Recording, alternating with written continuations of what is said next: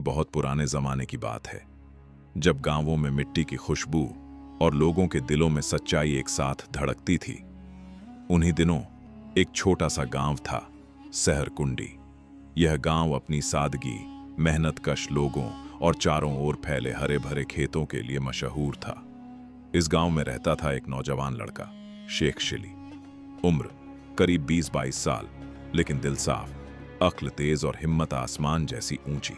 लोग उसकी बातों पर हंसते भी थे और हैरान भी होते थे, क्योंकि शेख शिली का अंदाज हमेशा थोड़ा अलग होता था, दिली, भोला, मगर बेहद अनोखा। उसकी सबसे बड़ी खूबी यह थी कि वह किसी की मदद करने का मौका कभी नहीं छोड़ता था। एक दिन की बात है, सुबह सुबह सूरज अपनी पहली किरणों के साथ खेतों पर चमक रहा था। हवा में ठंडक थी और गांव के लोग जागने लगे थे। शेख शिल्ली घर से बाहर निकला और सोचा कि आज जंगल की तरफ घूमने चला जाए। वह अक्सर जंगल में जाकर चुपचाप बैठ जाता या कोई नया आइडिया सोचता रहता। उस दिन भी वह चल पड़ा, एक लंबी लाठी हाथ में, सिर पर पुरानी टोपी और पीठ पर छोटा सा झोला। जंगल की ओर जाने वाला रास्ता बहुत शांत था। दोनों ओर लंबे लंबे पेड़ थे। पत्तों के बीच से सूरज की किरणें छनकर जमीन पर पैटर्न बना रही थी। कुछ दूर जाने के बाद अचानक शेख शिल्ली को किसी जानवर की हल्की सी आवाज सुनाई दी, जैसे कोई कराह रहा हो। उसने रुककर ध्यान से सुना, फिर आवाज दोबारा आई। चिंतित होकर वह आवाज की दिशा में चल दिया। कुछ ही दूर उसने देखा कि एक सफेद घोड़ा पेड़ के पास खड़ा था। उसकी सांसें तेज थीं, उसकी आंखों में बेचैनी थी और उसके पैर में हल्की सी चोट लगी थी। शेख शिल्ली धीरे धीरे घोड़े के पास गया। उसने सोचा कि इतनी खूबसूरत और मजबूत नस्ल का घोड़ा इस हालत में कैसे रह गया। शायद किसी का खो गया होगा या किसी ने इसे छोड़ दिया होगा। उसने घोड़े के सिर पर हाथ फेरा और आश्चर्य की बात यह थी कि घोड़ा तुरंत शांत हो गया, जैसे उसे किसी अपने का स्पर्श मिल गया हो। शेख शिल्ली ने घोड़े की टांग देखी। घाव गहरा नहीं था, लेकिन दर्द दे रहा था। उसने तुरंत अपने झोले से कपड़ा निकाला और घोड़े के पैर पर हल्का सा पट्टा बांध दिया। घोड़ा एकदम से उसके और करीब आ गया। लगता था कि उसका भरोसा शेख शिल्ली पर जम गया है। शेख शिल्ली ने मन ही मन सोचा, यह घोड़ा जरूर किसी अमीर आदमी का होगा। ऐसा सुंदर और ताकतवर घोड़ा यूं अकेला कैसे रह सकता है। उसने फैसला किया कि चाहे जितना भी समय लगे, वह इस घोड़े के असली मालिक को ढूंढ कर ही रहेगा। वह घोड़े को साथ लेकर जंगल के रास्ते पर आगे बढ़ गया। दोनों के कदम आपस में तालमेल बनाने लगे। घोड़ा धीरे धीरे चलता, कभी कभी रुककर हवा सूंघता, कभी शेख शिल्ली को हल्की सी ठोकर मारकर आगे बढ़ने का इशारा करता, मानो उसे रास्ता मालूम हो। चलते चलते दोपहर हो गई। सूरज अब सिर के ऊपर था। शेख शिल्ली ने एक पेड़ के नीचे घोड़े को पानी पिलाया और खुद भी बैठकर कुछ सूखा खाना खाया। घोड़ा भी उसके साथ बैठ गया। ऐसा लगता था कि वह सिर्फ एक जानवर नहीं, बल्कि शेख शिल्ली का नया दोस्त बन गया है। शेख शिल्ली ने मुस्कुराकर कहा, अरे भाई, तुम्हारा मालिक कहां होगा? कहीं तुम मुझसे दोस्ती करके तो नहीं भाग गए? घोड़ा धीरे से हिनहिनाया, जैसे उसे भी मजाक समझ आया हो। शाम होने लगी थी। दोनों एक छोटे तालाब के पास रुक गए। आसपास कुछ लोग अपने खेतों में काम कर रहे थे। जब उन्होंने शेख शिल्ली को इतने सुंदर घोड़े के साथ देखा तो सब हैरान रह गए। किसी ने पूछा, अरे शेख शिल्ली, ये घोड़ा कहां से पकड़ लाए? शेख शिल्ली ने पूरी बात बताई, लेकिन हर आदमी का जवाब एक जैसा मिला।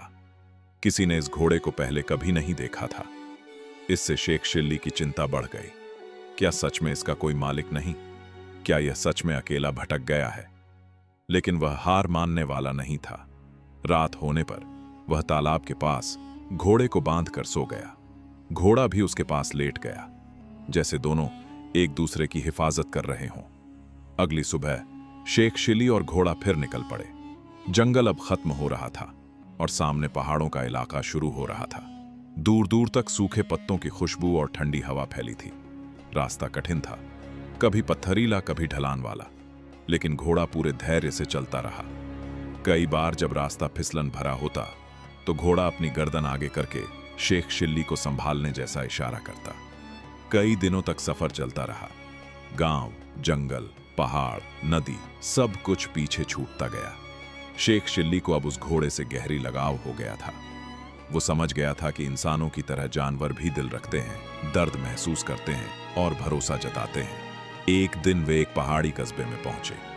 वहां के लोग घोड़े को देखकर आधे हैरान और आधे भयभीत हो गए। किसी ने दौड़कर कहा, यह घोड़ा तो हमारे राजा का है, कई दिन पहले तूफान में खो गया था। राजा बहुत परेशान है। शेख शिल्ली ने राहत की सांस ली। आखिरकार उन्हें सही जगह मिल गई। राजमहल में यह खबर आग की तरह फैल गई। राजा तुरंत बाहर आए और घोड़े को देखते ही उनकी आंखें भर आईं। उन्होंने घोड़े को गले लगाया और फिर शेख शिल्ली की ओर देखा। युवक, तुम नहीं जानते कि तुमने कितना बड़ा काम किया है। यह घोड़ा मेरे पिता की आखिरी निशानी है। इसे खो देने का दर्द मैं बर्दाश्त नहीं कर पा रहा था। शेख शिल्ली मुस्कुराया और बोला, महाराज, मैंने सिर्फ अपना फर्ज निभाया है। जो खोया हो उसे उसके मालिक तक लौटाना हमारा धर्म है। राजा प्रभावित हुए। उन्होंने कहा, इतनी दूर का सफर, इतने जोखिम, और तुमने कभी इस घोड़े को अपना नहीं कहा। शेख शिल्ली ने जवाब दिया, मालिक तो आपकी दुआ है महाराज, मैं तो सिर्फ एक मुसाफिर हूं। राजा ने कहा, इस घोड़े ने भी तुम्हें चुन लिया था। यह किसी पर भरोसा नहीं करता, लेकिन तुम पर इसने जान न्यौछावर कर दी। मैं इसे तुम्हें देना चाहता हूं। यह सुनकर सारा दरबार हैरान रह गया। लेकिन घोड़ा शेख शिल्ली की ओर बढ़कर उसके कंधे से सिर सटा चुका था, जैसे वह खुद भी यही चाहता हो।